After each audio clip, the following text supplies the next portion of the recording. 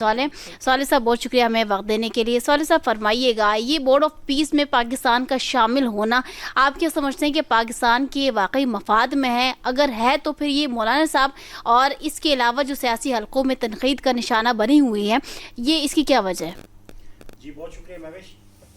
مولانا فضل الرحمان صاحب کا یہ کمال ہے کہ وہ ہر تقریباً کوئی 6 7 یا 8 ماہ کے بعد کوئی نہ کوئی جو تیز ہوائیں ہوتی ہیں ان کے اگینسٹ جو ہے وہ چلنا شروع کرتے ہیں اور منظر عام پر ایسے اچانک آتے ہیں اور باتیں ان کی اس میں کوئی شک والی بات نہیں کہ وہ 100% جو ہے وہ سچی ہوتی ہیں, لیکن پھر اس کے بعد وہ بیٹھ جاتے ہیں اور اپنی سیاست جو ہے وہ ان چیزوں کو وہ یہ سمجھتے ہیں کہ شاید ملک اب بہت ہی ایک اہم موڑ ہے, لیکن بات ملک اچھا چل رہا ہے تو چیزیں چپ کر جاتی ہیں.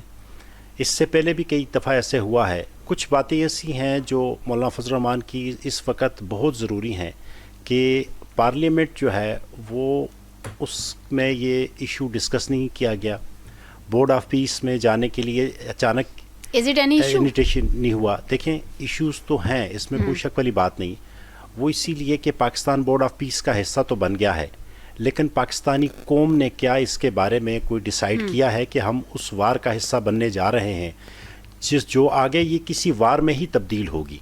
جو اس سے پہلے ہماری مذہبی جماعتوں نے بھی ان کے خلاف ہی سیاست کی ہے اور ان کو سیاست کے لیے ایک نیا ایشو بن رہا ہے, ایک نیا ایشو مل رہا ہے. بورڈ آف پیس کا اس وقت جو 6 رکن ہیں اور اس کے بعد یہ 15 ہو جائیں گے.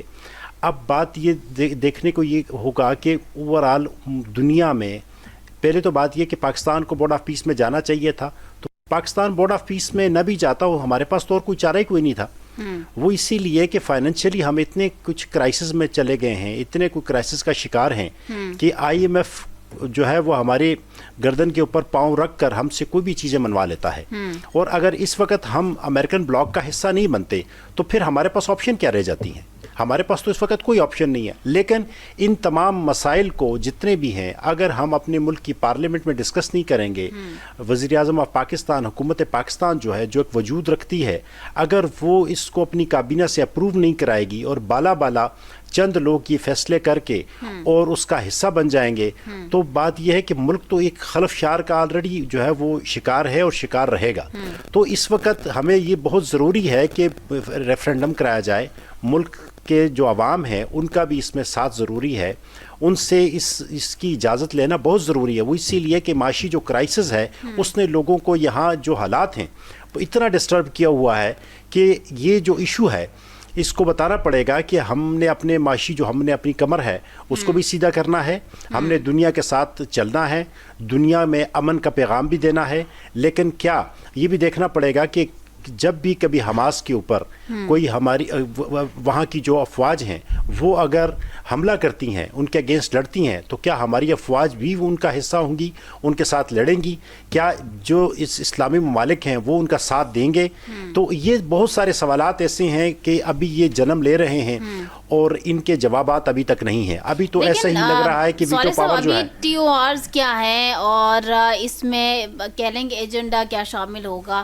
پاکستان انکنڈیشنلی جا رہا ہے یا کچھ کنڈیشنز ہیں؟ یہ تمام چیزیں تو ابھی رہتی ہیں نا, یا پھر ہم کہیں کہ یہ with the passage of time یہ چیزیں سامنے آنا شروع ہو جائیں گی؟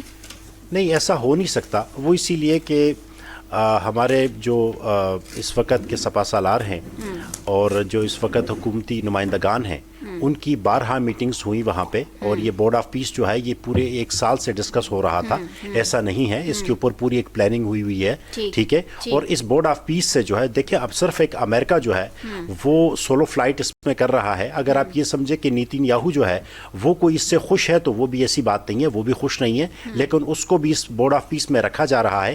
لیکن بدقسمتی یہ ہے کہ جہاں کی پیس کی بات ہو رہی ہے ان 6 ارکان میں نہ تو کوئی فلسطینی کوئی مرد شامل ہے, نہ کوئی عورت شامل ہے, نہ کوئی ان کے جو وہاں پہ جو ٹوٹی پوٹی جو حکومت ہے ان کا کوئی بھی منتظم شامل نہیں ہے. تو اس کا شامل ہونا بہت ضروری تھا. TOR جو ہیں وہ دنیا کے سامنے لانی بہت ضروری تھی. خصوصی طور پر OIC کی جب میٹنگز ہوئی تھیں اس کی اپروول بہت ضروری تھی.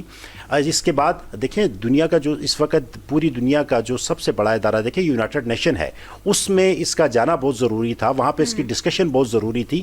لیکن اب जो डोनाल्ड ट्रंप हैं वो इस कदर सोलो फ्लाइट में हैं और इस कदर तेज़ी में हैं नोबल पीस लेने के लिए या पीस दुनिया में कायम करने के लिए गज़ा ही शायद आई थिंक उनको एक मेन जगह नज़र आ रही है कि शायद बहुत बड़े इश्यूज़ वहाँ पे हैं, तो उसके लिए वो बड़ी तेज़ी के साथ वहीं पे कानून साजी करके देखे ना, उसने अपने आप को ही उसका एक ताहयात एक मेंबर भी, वो चेयरमैन भी बना लिया, मेंबर भी बना लिया, ठीक है। और वो जो दूसरे मेंबरान हैं वो सिर्फ 3 साल के लिए हैं और कुछ उसमें पे करेंगे, कुछ उसके लिए शायद पे नहीं करेंगे। तो ये कुछ चंद चीज़ें तो अभी सामने आई हैं, लेकिन अभी देखना यह है कि आगे जाकर कौन कौन से ममालिक और इसको वीटो करते हैं। चूँकि देखें अमेरिका ने एक नई जंग जो है ना वो ग्रीन लैंड की पे कब्जे की खातिर और ग्रीन लैंड को ले जाने की खातिर उसने वो यूरोप के साथ भी शुरू कर ली है। तो क्या नेटो उसका साथ देता है? नहीं देता। अभी तो पूरी दुनिया के 156 जो कंट्रीज हैं, अब देखना ये पड़ेगा कि क्या वो किस लेवल तक जो है ना अमेरिका के साथ चलने को तैयार है। बिल्कुल, ये सवाल अपनी जगह बजा भी होंगे। मैं बाबर साहब की जानिब बढ़ना चाहूंगी। बाबर साहब, मौलाना साहब इस वक्त पार्लियामेंट में